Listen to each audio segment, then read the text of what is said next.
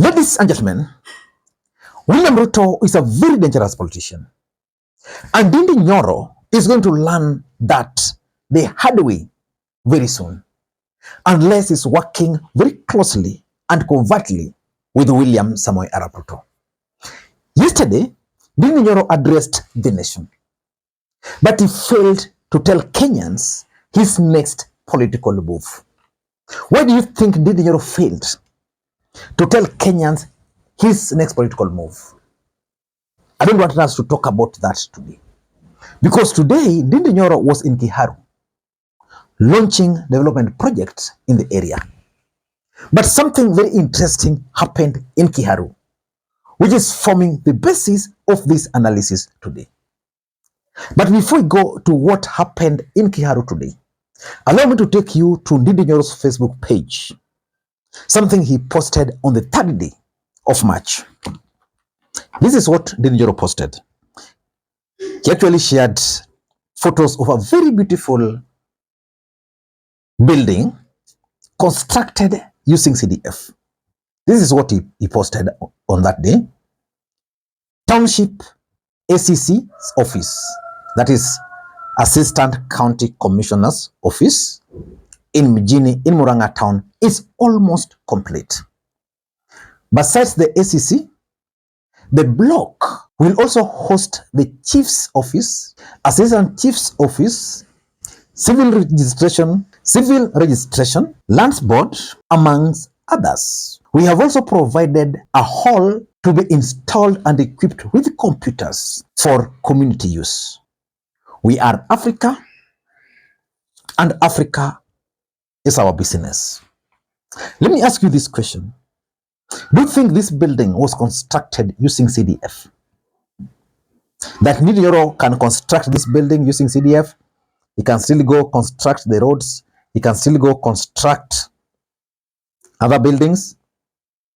I don't think so. And from this post alone, you can tell that this office is also going to host Lands Board.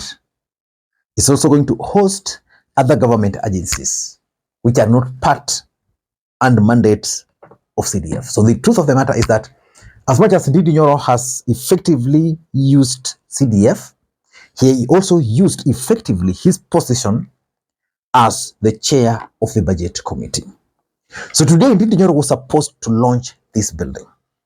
This building is supposed to host the Assistant County Commissioner. I think that's the DO. It was also supposed to host chiefs and assistant chiefs. All those guys boycotted this event. Why do you think they boycotted this event? The truth of the matter is that Ndindi Nyoro is no longer enjoying power. And because he's no longer enjoying power, those guys were told not to go and witness the launch. I don't know why. It's petty, but that's exactly what happened. But who can order? Who can make that order? Because the only person who can make the order is the county commissioner or the regional county commissioner. But they cannot just make order like that. That order must come from above. Ladies and gentlemen, allow me to take you to a post by a gentleman called Polycarp Hinga. Polycarp Hinga is the executive officer of Jubilee Party. Now, this is what Polycarp Hinga posted. Orders from above. County commissioner, assistant county commissioners, chiefs, and police skipped the launch of Kiharu Division Assistant County Commission Administrative Building. Bro is going through a lot. If only someone had warned him that William is not loyal. But that's not the most important thing. The most important thing is, why would someone stop the police and the provincial or the administration from presiding over this event. Before we get into all those details, in case you're watching this channel for the first time, please take a second or two, click the subscribe button so that next time we produce a video like this, YouTube will automatically notify you. And to the subscribers, I want to continue thanking you guys for your continued support. Because without that support, this channel cannot be where it is. Ladies and gentlemen, I want to be very brief, very fast, because time is not on our side. Number one, and this is unpopular, maybe William Ruto is using these tactics to make Ndindi Nyoro popular in Mount Kenya. Kenyans tend to love the weak, people who are being frustrated.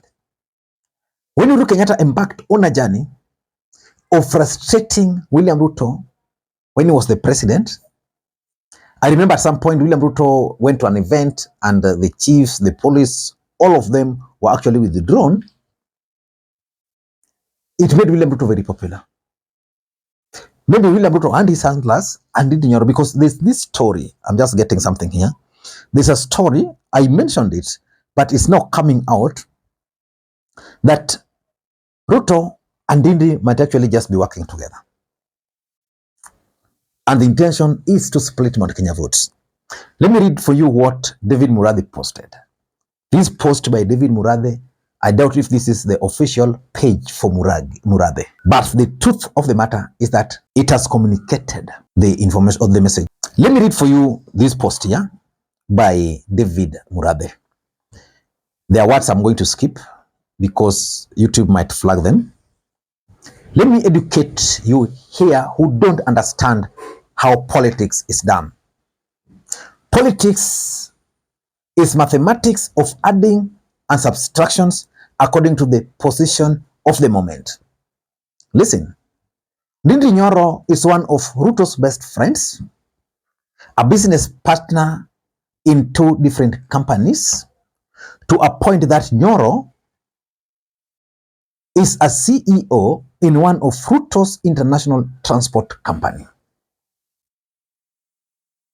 What you should know is it was Ruto who allowed Nyoro to milk budget and also connected him to Kenya Power, where he owns most of the shares. Believe it or not, Nyoro was not fired, but has been promoted to be central kingpin, replacing Gachagua ahead of 2027. Before 1 month, with Ruto's fund, Nyoro will launch a new centered political party to counter the influence of Gachagua in Murima. Now, that post has communicated what most people have actually been thinking.